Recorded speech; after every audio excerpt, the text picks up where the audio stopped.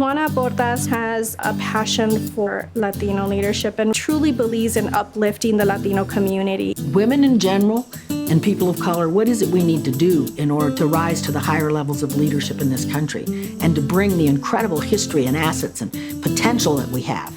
Being a servant leader is what drives her to create a world that works for everybody.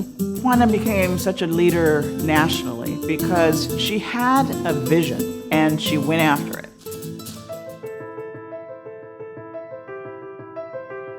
As strong and enduring as the Rocky Mountains they stood beside, as visionary as the views of the Grand Plains they looked across, the women inducted into the Colorado Women's Hall of Fame are trailblazers whose work has improved and enriched our lives. They are teachers, scientists, ranchers, leaders in business, education, religion, and the arts. Women who have been recognized for their many contributions to our state, our country, and the world. I'm Renelda Muse, and these are the stories of great Colorado women.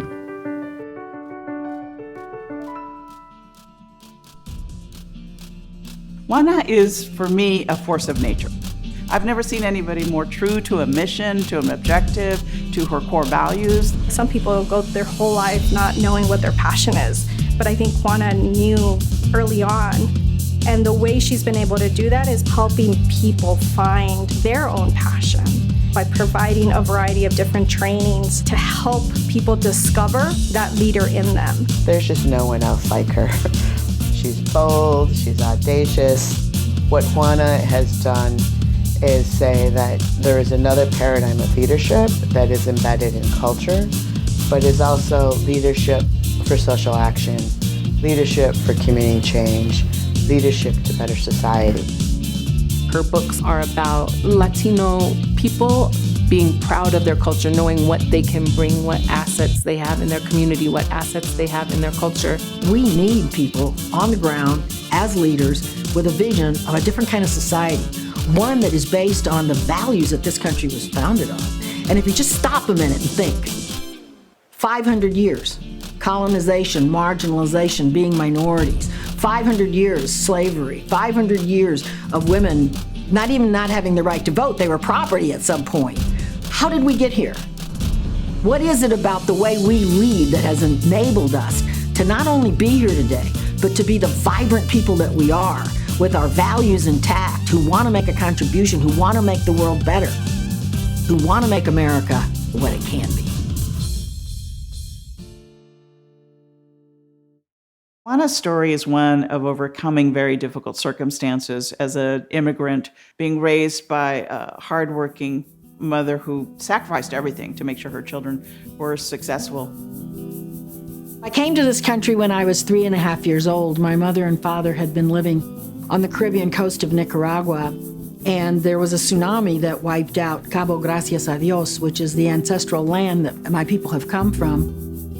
My mother and 6 of her 8 children got on the banana boat to come to the United States. And I can remember being on that boat. We kept watching Nicaragua get smaller and smaller and smaller as we left. I think people don't understand what it's like for immigrants to give up their homeland, to give up their families, to give up their traditions, their ancestries, everything they've known, their language.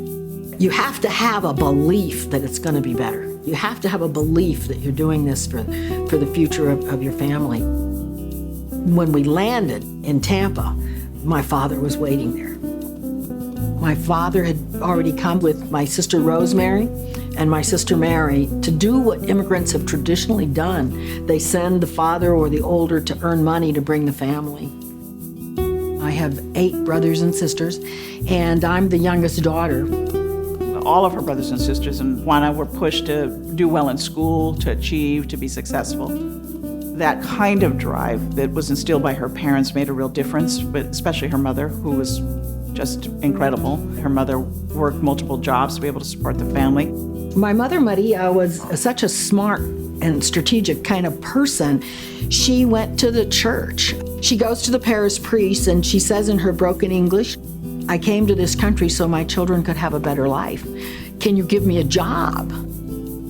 He gave her a job, and my mother worked in the school lunchroom For 10 years, she said she washed dishes and she cooked food and cleaned so that I could get a scholarship to go to the Catholic school. On Sundays, she would get up at 5 in the morning, walk 8 blocks to the Catholic church, and she would start taking care of children. And she got me a job as her assistant. I came from Central America. We didn't have nothing. And the priest paid $17, which she put to her education. And I helped her, and that's the way she went.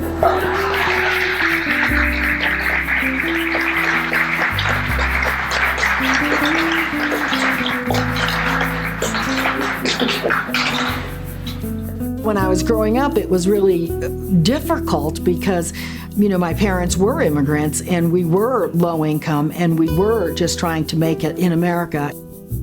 I think that was a very scary thing, to be in Florida in 1940-something and be different and have parents who spoke differently. My mother's family expected her to assimilate to American culture because they wanted her to be successful here. But they didn't let her speak Spanish. I'm the first one in my family that learned English as a child. And so I don't speak with an accent. And that was real important to my family because, as many, many immigrants know, there was a lot of prejudice against people, particularly back in the 40s and 50s. It was also a very segregated time in our country. And so she just had to act as much as she could like other people. When she tells the story, she says that she assimilated and she felt ashamed of her family. She felt ashamed. She felt that they were poor. She felt ashamed because she felt that they couldn't communicate as well. I wanted to fit in like all young kids do, and so I became more and more Americana every day. I don't think immigrants really think about the fact that they're going to lose their children to the American mainstream if they don't teach them the values and the cultures and the language. My grandmother came when I was in high school, and she came from Central America. I have broken Spanish. I can kind of understand it. I couldn't connect to my grandmother, who was Indian, and I realized that I had lost a deep part of my soul. I think she's had to reconcile some of the pain of what she felt she endured when she realized how much she assimilated in her early life. It's a sense of identity and navigating the tension of, do we belong or do we not belong in the United States? Latinos weren't even declared a group till 1977. So there's no thing as a Latino, there's no thing as women's rights, those kind of things hadn't happened yet. And so by the time I'm leaving high school, I'm beginning to ask the question, who am I? And, why was I born the way I was born? And then I go to college, and it was segregated. There were no African Americans there. I never met another Latino, so it was really like going to an alien land. The University of Florida in 1960 was 2 men for every woman. So I already had that disadvantage, right? Being a woman, being an immigrant, being the first to go to college in my family. The man that was doing the orientation, he said, look to your right, look to your left, only one of you will graduate. And that just scared me to death because here I am, my family having made all these sacrifices for me to be sitting in that seat that day. I said, no. I'm going to be the first literate, educated person in my entire ancestral line. And so I knew right then that I would finish college and I would become an educated woman. When I was in college, I actually saw John F. Kennedy when he was running for president. He was a total inspiration to my generation, like Barack Obama was to the millennial generation. He started the Peace Corps, and when I was contemplating, what do I do with this degree? What do I do with this great prize that I've been given? How do I take this and do something with it that's going to benefit other people? And so I joined the Peace Corps. I got an opportunity in 1964 to go to Santiago, Chile. It was a really vibrant country. I had never seen a Latino in any position of influence in my childhood, ever. Not as a teacher, not as a bus driver. And I go to Chile and the president is Hispanic, the congressmen are Hispanic. They had people who had won Nobel Prizes. And I knew at 21 years old that it was not my culture that had held our people and myself back. It was the fact that I was living as a marginalized person, as a minority in the United States, and that we had this incredibly great culture. When she was in Chile, she regrew her connection to a Latino culture. I used to be embarrassed about where I came from. And now I know I came from greatness. In the Peace Corps, she ran women's cooperatives. I started production co-ops, and I taught them how to make things and how to price them and how to sell them and how to work together. She learned that you can actually teach people to have control in their lives and have more power in their lives. And I think that really led into her creating supportive spaces for women to build their lives up. I came back and I understood that my life's work was going to be helping Latinos find their place. I met my husband, who I call my friend Theron, in the Peace Corps. Both of them were kind of social activists. They wanted to serve their country in a way that was building a peaceful world. My mother got a degree in social work, and my father got a law degree, but he worked in legal aid, so he came and worked with farm workers in southern Colorado. When I lived in Pueblo, I worked on the Vietnam moratoriums. I started the first women's group in Pueblo back in 1969. Then she ended up in Denver, where he got his first job with legal aid services. When I came to Denver, I got a job with what it was then Mile High Child Care Association. So I spent about 7 or 8 years working in the community. I was organizing. I was going out into the community. I was licensing homes. I was training women. When I got a call from the minister at the church on the west side, and he said, a group of women want to get together and talk about what they could do to start some sort of center or do something, because their kids are going to daycare, but they aren't going anywhere. They're not getting educated. So I went to the organizing meeting and ended up staying 10 years to build this organization. Mi Casa Resource Center in Denver is really known as a staple organization that really started focused on women and providing services to women to uplift them. I've always believed in the power of work, that if you can give people a way to earn their living and a way to advance, that's the best thing you can do for them. And that was the basis of my work at Mi Casa. You'll hear Juana say time and time again that once you give the tools to the women, the mujeres in the family, that has ripple effects. It really impacts the entire family as a whole. She started a program at Mi Casa. It was called Mi Carrera, and it was for high school girls to try and figure out their career path. And we had this great program where they would get job placements and training and build this network. And we had like a 98% success rate at getting these girls into school. What's really great now is that it has evolved and it continues to grow and it continues to provide different services that uplift families. It's just really great to see that something that she helped build is still part of our Denver fabric. I went through a tremendous change as a Latina, as a young woman, about my own empowerment and who I was. I remain really good friends with Theron, but he and I went our separate ways because at that point, I was pretty much a Latina leader. I was running organizations. I wasn't the same person he married. Juana did struggle early in life being a single mom. She's able to draw on that experience and apply it to lots of women in our country today because she understands those challenges. So I'm sitting at Mi Casa. I've been there 10 years. And I realized that I could be there for the rest of my life. That women would still be coming that needed a high school degree, that they'd still need a job, that they were still single mothers or they had gotten a divorce and didn't have the means to support themselves. I'm thinking, well, if we had enough leaders, maybe we could start solving some of these issues. So I'm sitting there thinking about leadership, and I get this call from the Adolf Coors Company, and they had met with a group of Latino leaders who said, we want to start this National Latino Women's Program. Would you do that?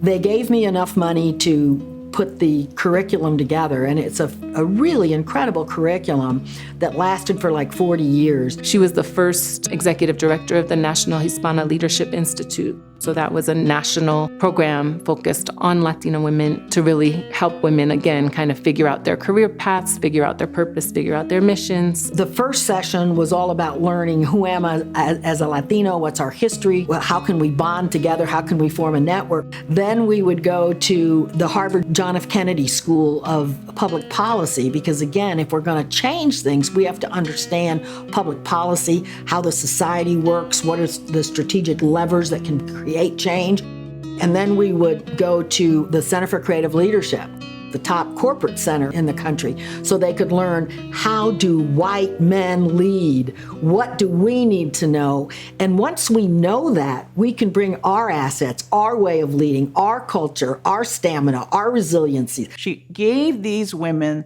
the kind of tools they needed to be better leaders.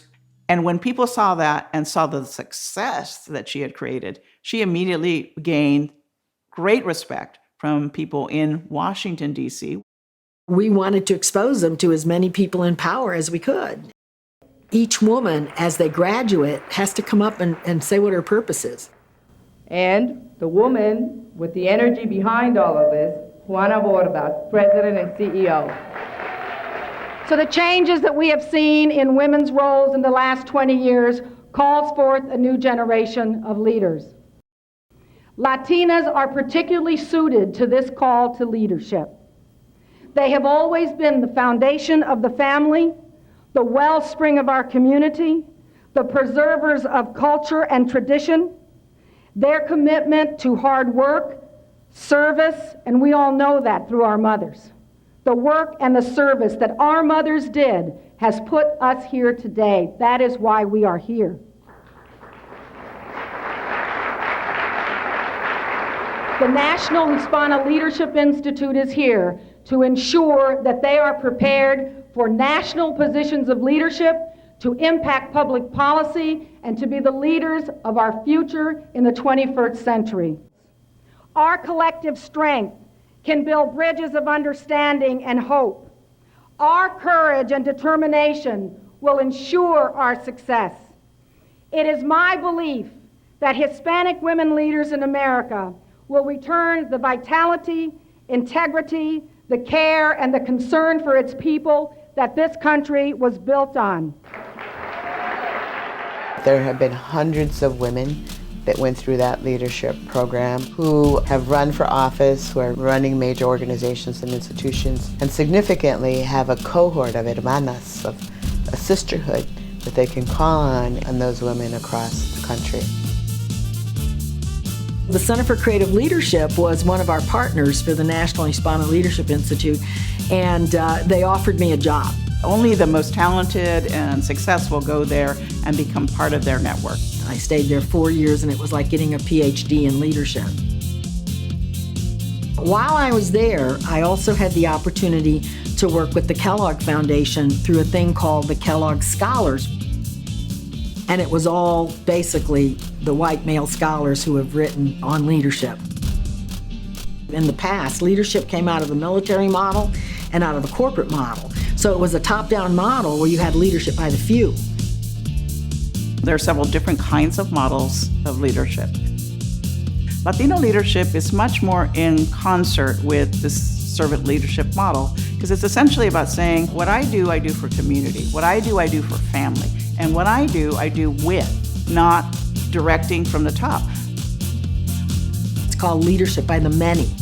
Everybody has to contribute. We all have to try to do our part if we really want to change and transform society. And then I'm sitting with these scholars and they're talking about leadership, and I'm telling them that's not how leadership is in communities of color. That's not how leadership is for women. And they stopped me and they said, Juana, if you want to change how people think about leadership, you have to write. You're not validated until you write that book. And then that really was the challenge for her. And so all of a sudden I realized that if I were going to have an impact on training leaders, I needed to develop materials and books and information that showed how our people have gotten here. Her first book, Salsa, Soul, and Spirit, in which she interviewed Salsa, Latino, Soul, African American, and spirit Native American leaders really was groundbreaking. Salsa, Soul, and Spirit, Leadership for a Multicultural Age was not only the first book on multicultural leadership that looked at Black and Latino and American Indian leadership, how we got here and how that's integrated, but also provided different way of looking at leadership. The leader is equal is one of the principles in the book. In other words, it's not about hierarchy or dominance, it's about equality. And that the real leader, and I want to quote Federico Pena, who was the great mayor of Denver, he said, the real leader is the one who treats everybody the same. That you have to have that basic respect for people. And so that kind of a principle, which is now being used in leadership, the leader is equal, is something I learned from the people I interviewed for that book. I love that book because it really talks about the strengths that each of our communities and our histories bring to the United States. And not only did you write one, but you wrote a second, and now a third. The Power of Latino Leadership, which I just wrote a second edition of, that's such an important book because Latinos are at the crossroads of power. Latinos come from 26 countries. We're an international community. And what futurists are saying is that this age is going to be a global and international age, and it's going to be a multicultural age. And Latinos are already global, and we're already a mixed people. And so I see Latino leaders as the leaders of the 21st century. I believe that we have the kind of leadership that's needed today, and that is going to be something that can really help build a humanistic, a diverse, and inclusive society. I have an invitation for you. And that invitation is to become a Latino by corazón, to become a Latino by heart or by affinity. Because we need a different model of inclusion in this country. And Latinos are not a race, we're a culture. And studies show that we're indigenous, we're African Americans, or Afro, we're European, and we're mixed. So we have all the different cultures and races within us. And like I said, we come from 26 countries. Mestiza is the word that is used in Central and South America for a mixed race person.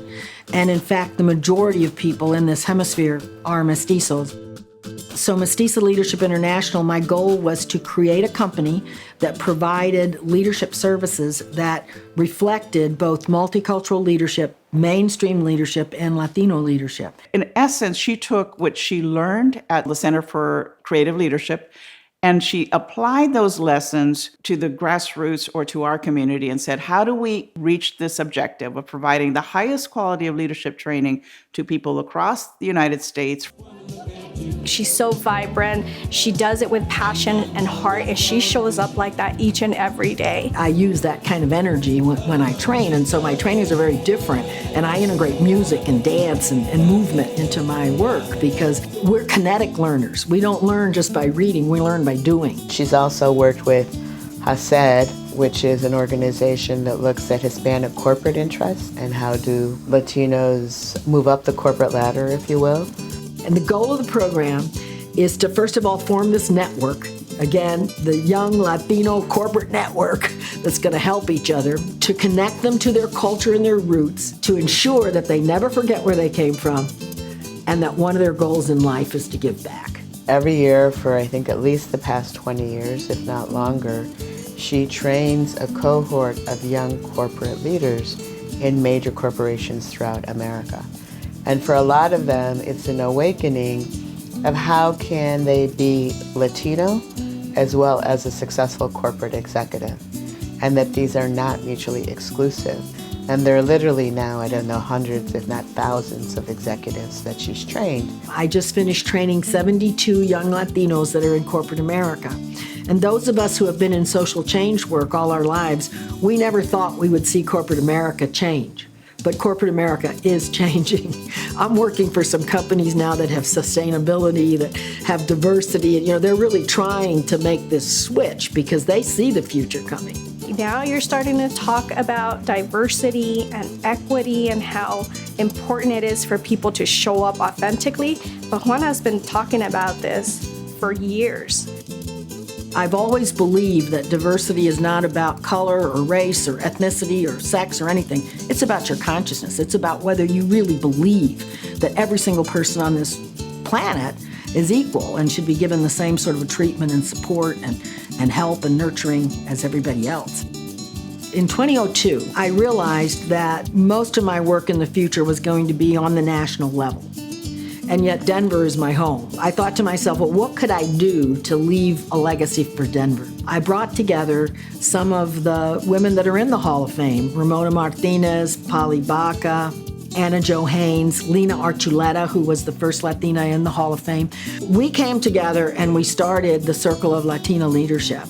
These young women came together. It was a 9-month program, so it was very intense. It built you up as a person. It gave you the confidence that you needed to lead. We have 165 graduates. And if you look across Denver today, these women have literally become the next generation of leaders, which was our motto. They are in leadership roles at corporations. They are executive directors of nonprofit organizations doing incredible work for our community. That's probably the thing I'm proudest of in my own city, is the fact that I've been able to help these young women find their path and find their way to leadership. She's not done yet. I mean, she's got so much energy and so much more in her.